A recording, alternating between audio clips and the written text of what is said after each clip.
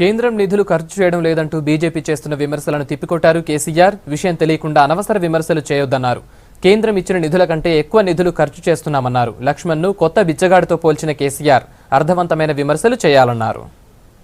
Party అధ్యక్షుడు నిన్నగాక మన కొత్తగా వచ్చిండు, ఆయన అయితే మరీ అడ్డంగా మాట్లాడుతున్నాడు. ఎటుపడితే కొత్త బిచ్చగాడు పొద్దురగాడు అన్నట్టు ఆయన రాకనే ప్రభుత్వం మీద దాడి చేయడమే గొప్ప తెలివి కావచ్చనే పద్ధతిలో మాట్లాడుతున్నాడు. అది కరెక్ట్ కాదు. కేంద్ర ప్రభుత్వం డబ్బులు ఇచ్చినా కరువు మీద పట్టించుకోవట్లేదు ప్రభుత్వం. కేంద్రం ఇచ్చిన డబ్బులు కూడా ఖర్చు పెడతలేదు అంటాడు ఆయన. ఆయనకి ఎంత పరిజ్ఞానం ఉందో ఆయన అజ్ఞానానికి నేను చింతిస్తూ ఉన్నా. ఇది కరెక్ట్ కాదు. కేంద్రం మాకు మంచినీటి కోసం కరువులో 74 కోట్లు ఇస్తే ఇలా రాష్ట్ర ప్రభుత్వం ఖర్చు చేస్తున్నది సుమారు 350 కోట్లు. కేంద్రం ఇచ్చింది మేము 3000 కోట్లు అడితే కేవలం 700 కోట్లు.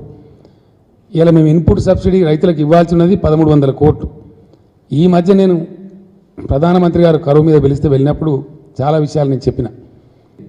కరువు నుంచి తెలంగాణ శాశ్వతంగా బయటపడడానికి మేము ఒక 3 పాజిటివ్ కార్యక్రమాలు చేస్తూ ఉన్నాం. That is mission Bhagiratha, mission Kakatiya, అట్లానే మాకు ఒక నేషనల్ ఇరిగేషన్ ప్రాజెక్ట్ జాతీయ హోదా ఇవ్వమని చెప్పి నేను కోరడం జరిగింది. లక్ష్మణ్ గారికి, బీజేపీ నాయకులకు, ఇక్కడ ఉన్న దత్తాత్రేయ గారికి ఏమైనా స్పృహ ఉంటే వాస్తవాలు గ్రహించి ఒక నేషనల్ ప్రాజెక్ట్ సాధించుకొని రండి. మిమ్మల్ని కూడా ప్రజలు హర్షిస్తారు. ఎంతసేపు ఇక్కడ ఉన్న గవర్నమెంట్ తిట్టుకుంటూ పోవడమే మా కర్తవ్యం. వాళ్ళు ఏమవుతారో ఏం గారో కానీ ఆయన పొద్దున్న లేస్తే 2019లో మేమే ప్రత్యామ్నాయం. చాలామంది ప్రత్యామ్నాయాలు మోపాను. ఇప్పుడు మాకు మేము ప్రత్యామ్నాయం అంటే మేము ప్రత్యామ్నాయం, ఎవరైతారో ఎవరు గారో అది ప్రజలు నిర్ణయిస్తారు. కానీ ఒక పరిహాసంగా ఉన్నది. రోజు పొద్దున్న లేచి పేపర్ చూస్తే ఒక విషయం జిమ్మిన పద్ధతిలో మాట్లాడుతూ ఉన్నారు. ఇది కరెక్ట్ కాదు. ఈ పందా కరెక్ట్ కాదు. అడ్డంగా ప్రభుత్వాన్ని విమర్శిస్తే, ప్రభుత్వాన్ని నిందిస్తేనే మేము గొప్పవాళ్ళం అవుతాం అనుకుంటే అది ఆ పందాను ప్రజలు తిరస్కరిస్తూ ఉన్నారు.